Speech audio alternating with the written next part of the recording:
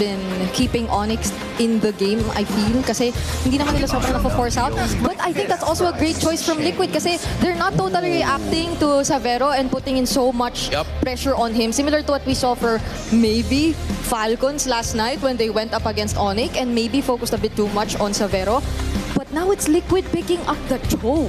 Oo, yung Freya lang kasi talaga yung problemahin mo mainly in terms of the gold lane. The others, you're looking at two of the best gold laners that we have here in the world. So, DLPH, they're kind of changing things up. Pili sila nung Cho na nasabi nga natin kanina na medyo nagsastruggle yung Onyx PH in working with it. Pero naalala ko din kasi yung sinabi ni Eto Max kanina that it is somewhat of a good matchup against this Baksha. Kasi masisipa mo lang siya. If you have the tools to burst it down, then maybe you have a chance na maparag kagad yung front line. But Onyx Philippines decides to go for a Lapu-Lapu, another damage-dealing XP laner, at isasama mo pa yan with this Claude. Okay, at automatically, a not-so-target for the Cho, perhaps, to go for the Lapu-Lapu right away. Because again, there are just countless ways for a Lapu to keep himself immune and safe. But there's a great response to the carry as well. So you see the true frontliners, main frontliners for Onyx as well. You already have a huge response and answer.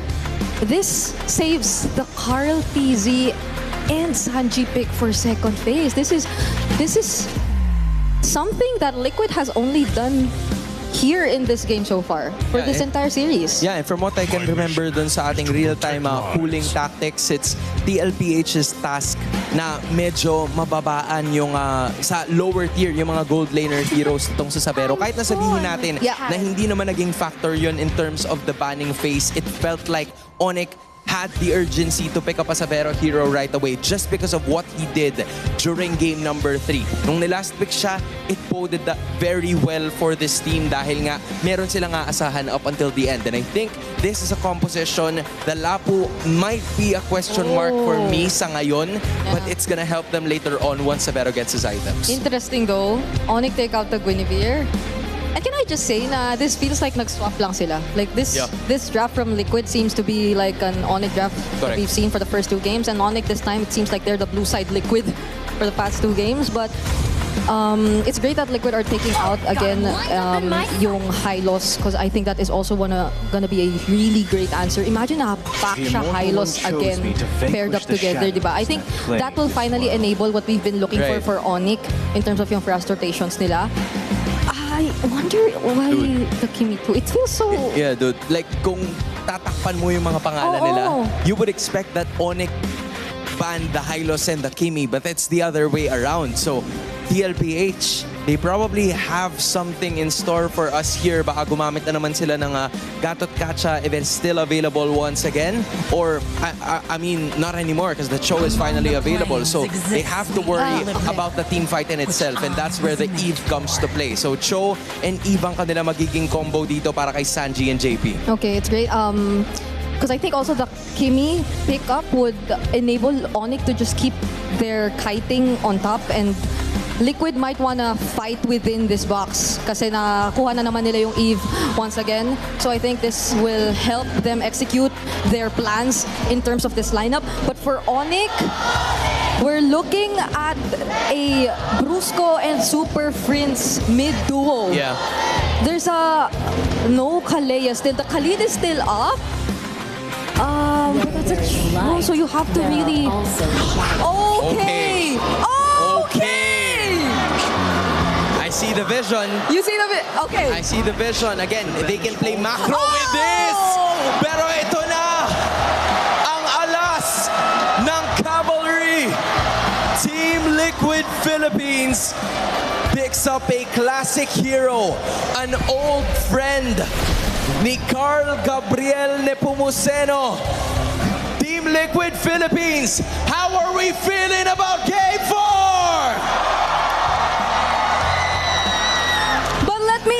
Super Fam, we have the Luyi Atlas. Kumusta ang Super Fam dyan?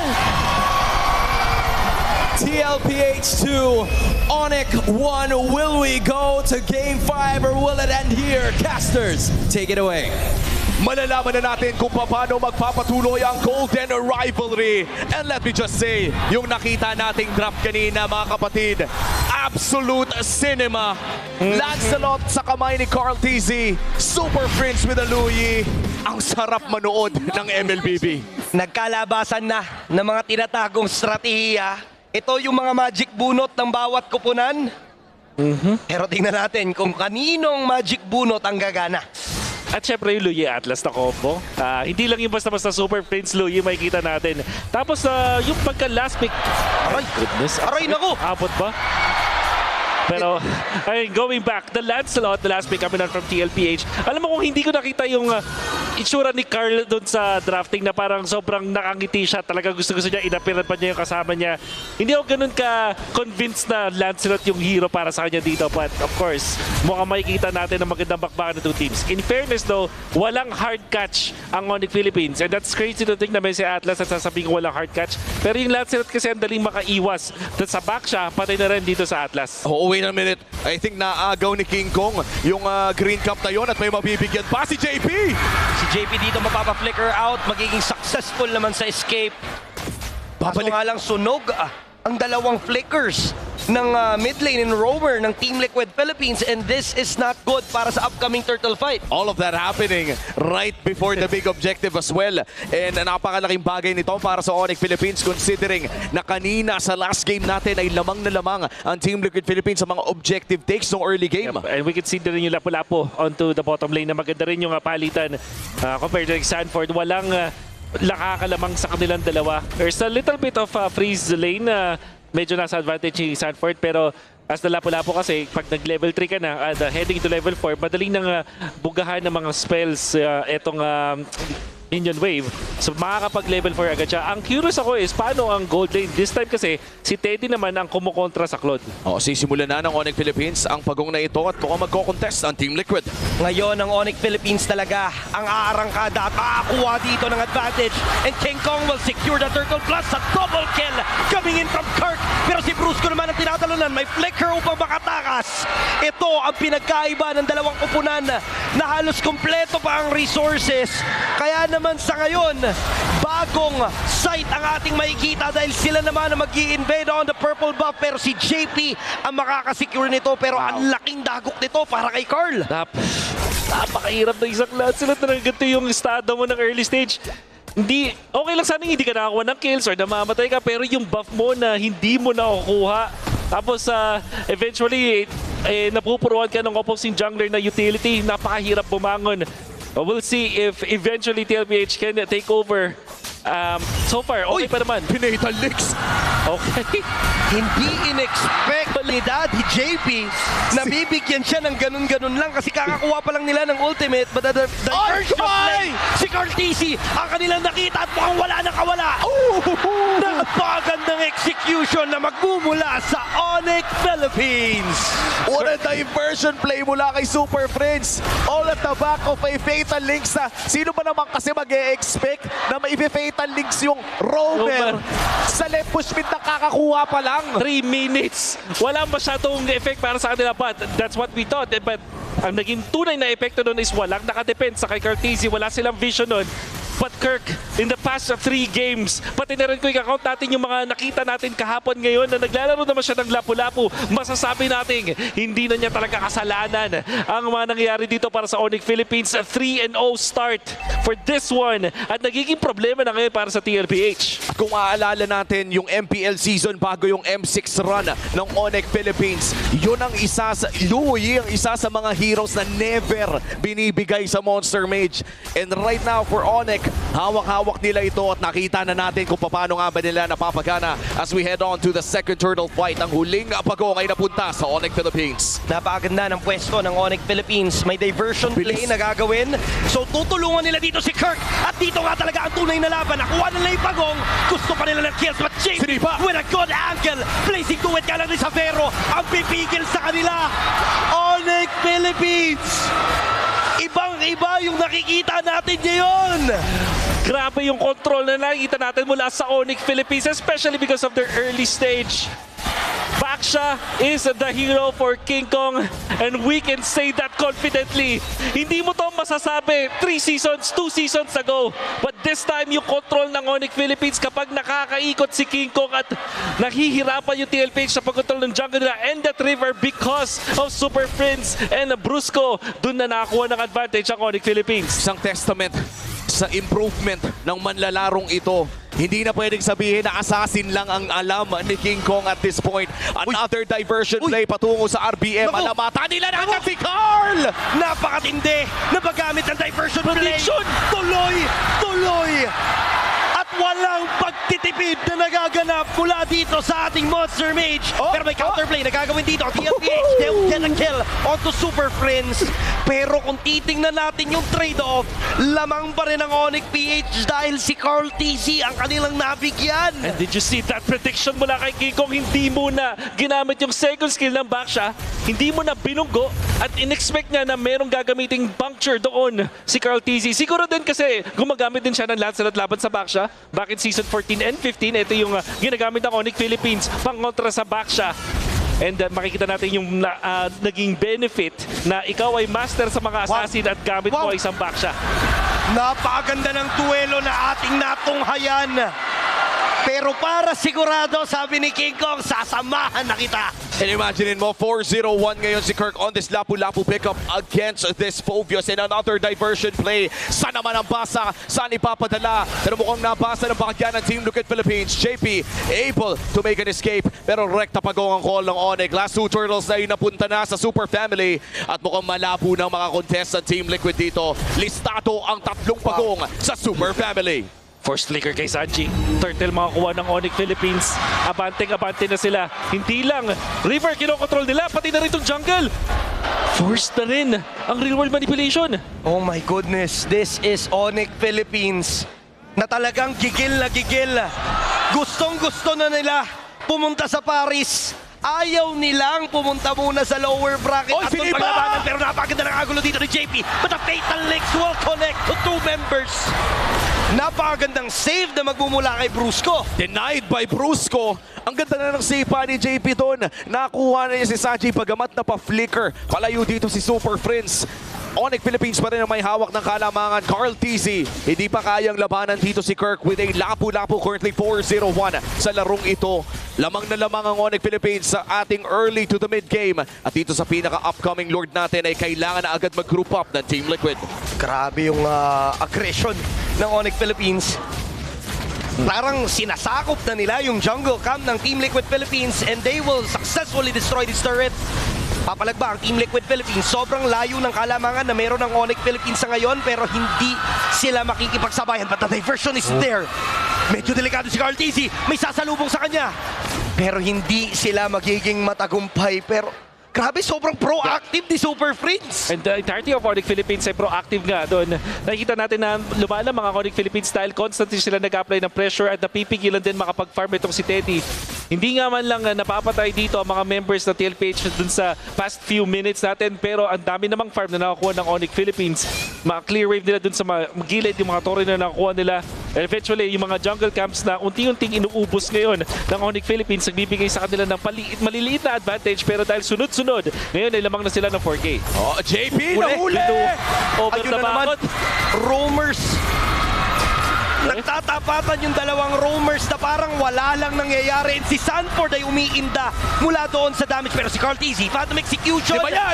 Sabay atras. Ngunit si JP naman dito, trying to survive. Go! Pero napakatindi.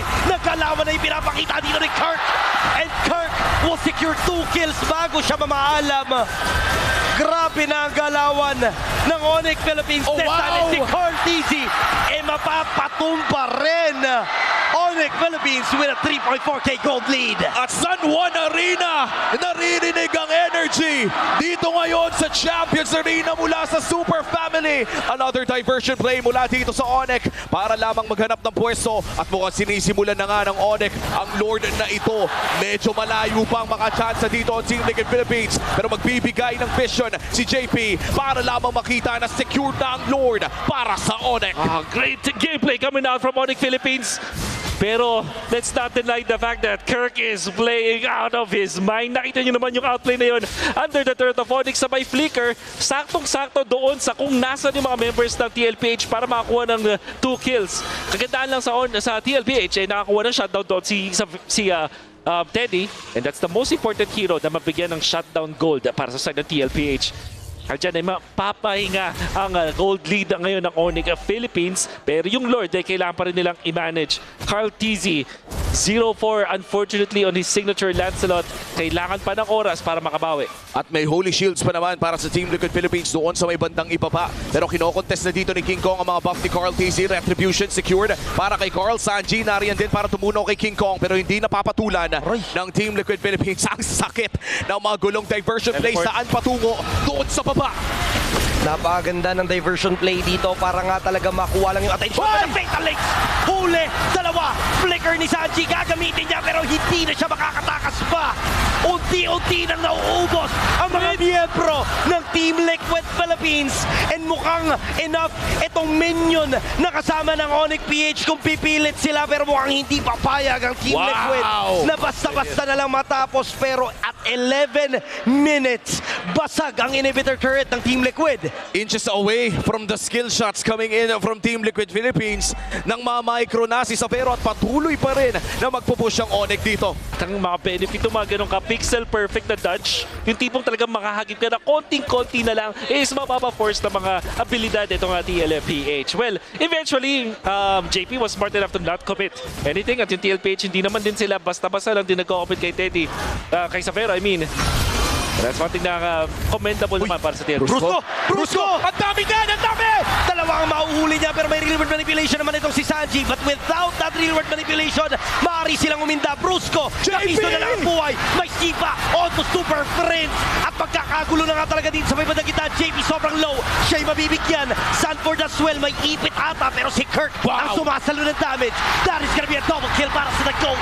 And mukhang Carl! Ang tsansa ni Carl TZ na patunayan kung bakit ito yung hero na nakapangalan sa kanya ang Maniac para sa The GOAT. And si Brusco na lang ang matitira. 10 segundo para kay Super Prince. Naghahanap bata ng savage ang Team Liquid Philippines pero gusto na nila yung laro. Kapiso ang buhay dito ng Minions. Didepensa dito si Brusco. Hindi nakaba pa naman Super Prince. And hindi pa nila matatapos. Carl TZ makakatakas pa. Pero you can definitely see na inches away na lang din yung TLPH na tapusin yung laban. At isang idlap ang kinailangan ng Cavalry from 0-4-0. Biglang nabuhay with a maniac kay Carl TZ. And it all started with Daddy JP. Gatot ka sa Hyla Silda, hindi. So, makikita natin yung napakagandang hulay doon kay Super Prince and how many shutdowns ang nakuha ni Carl TZ dito. Makikita natin mukhang may Lord Dance na rin mangyayari as Carl TZ collects a lot of shutdowns and at Maniac eventually. Agawan na mangyayari dito. JP pumipwesto naman pero nakuha dito ni Savero yung Lord. Real world manipulation gagamitin. Fatal Links may mahuhuli din. Pero si JP iniinda lang lahat. Carl TZ tutusok-tusok sa may bandang Gedli pero mukhang mapapaback away na lang din sila. And with this Lord Tank, may diversion play. Sino kaya mamamataan? Si Carl TZ. No way! Target nila pero makakatakas pa rin si The GOAT sa kamay ng Onyx Philippines.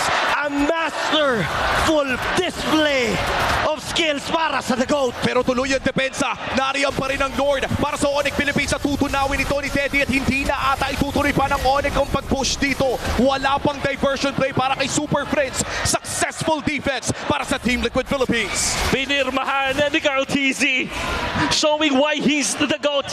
And Onyx Philippines, napakaganda ng play na yun, I would say. Unfortunately, ang Luyi ay hindi na katulad ng Luyi ng dati na mas madali na nga mabasa ngayon, mas madaling makontrol. We see the distance that Super Prince had to decide on that. But TLPH will hang on. Big props sa Onyx Philippines na mag-burst nung Lord na yon. At nakuha pa nga ni Savero that clutch Lord Day coming out from Onyx Philippines. Pero all of a sudden, napura na ang advantage ng Onyx Philippines. I gotta say though, sa paparating na Lord natin, mas nakakalamang to para sa Onyx Philippines dahil long lane favors them. Na-push nila yung bottom lane.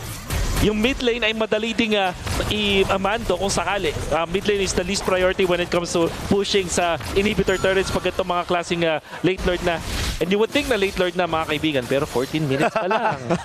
Well, we have how many kills? 21 kills across the board in a 15-minute game dito sa ating Golden Rivalry. Once again, match point na po ang Team Liquid Philippines at lamang ang Onyx kanina. Pero mo naghahanap na naman ng paraan ng Monster Mage na makahanap ng tsansa potentially na maghaksik ng lagim dito sa Deadly Grasp na ngayon ko lang na-realize na ang okay pala to para sa Louie.